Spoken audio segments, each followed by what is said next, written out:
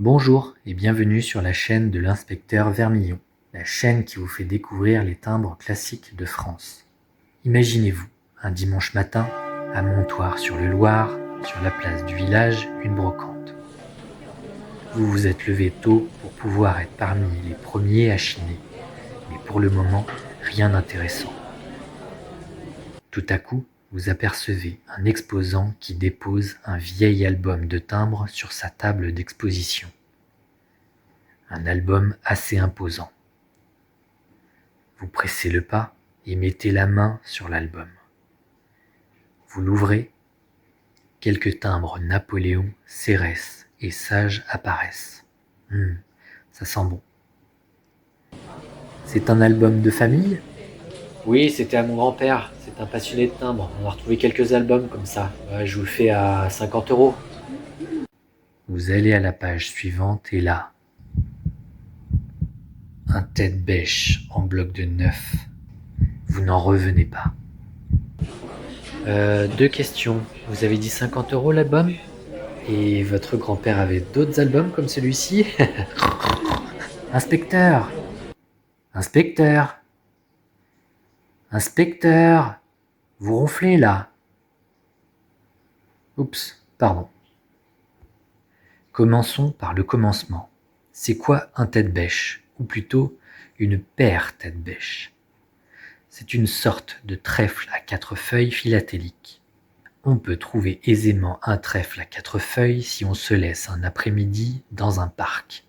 Mais de là à trouver un trèfle à 4 feuilles qui date de 1849, c'est plus dur. Et pourtant, certains ont traversé les décennies pour se retrouver dans certaines ventes sur offre de nos jours. Il pouvait y avoir jusqu'à 3 têtes bêches par planche de 150 timbres. Exemple avec le Cérès 20 centimes noir sur la planche 1. Autrement dit, si vous aviez été postier à l'époque, on peut s'imaginer que ce n'était pas rare d'en voir. En revanche, les timbres étaient souvent achetés à l'unité. Il est donc fréquent pour les postiers de séparer les timbres tête-bêche. Sacrilège ! Entre nous, j'ai l'intime conviction que certains postiers découpaient volontiers des paires et blocs avec tête-bêche sur demande. Pour votre lettre, il vous en faut 4. Vous voulez que je découpe un bloc avec celui qui est retourné là ? Si l'ensemble des timbres classiques n'ont pas été concernés par cette rotation de clichés, il y a quand même 18 timbres qui l'ont été. Très bon article dans le numéro hors série Timbroscopie quand les classiques de France nous sont comptés.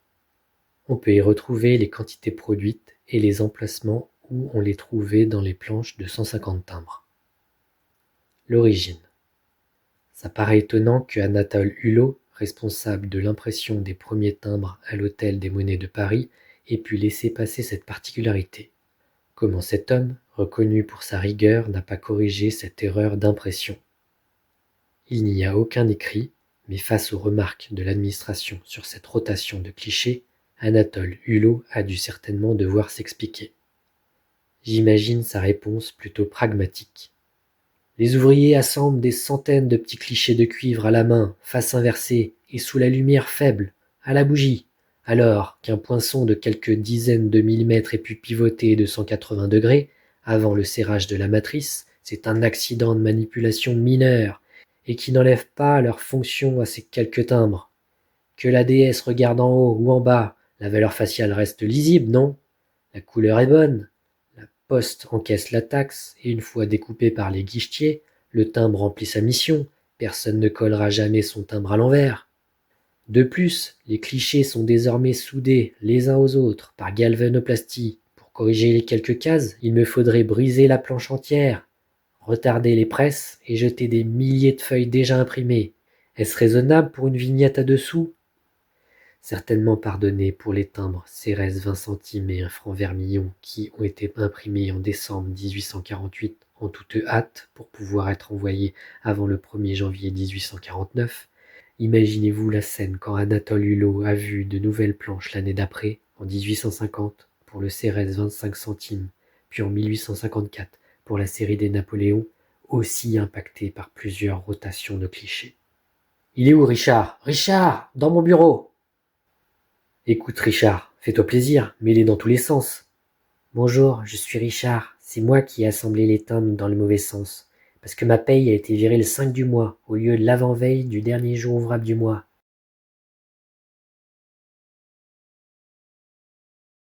Si pour un grand nombre de collectionneurs posséder une paire de têtes bêches est un aboutissement, il faut quand même être à l'aise financièrement pour réaliser son rêve.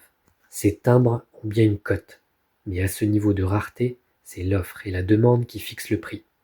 Plusieurs milliers d'euros pour des Cérès et Napoléon, qu'ils soient neufs ou oblitérés, mais on peut aussi trouver pour quelques centaines d'euros des Cérès et Napoléon dentelés, oblitérés ou second choix, de quoi vous donner des idées pour votre prochain cadeau de Noël.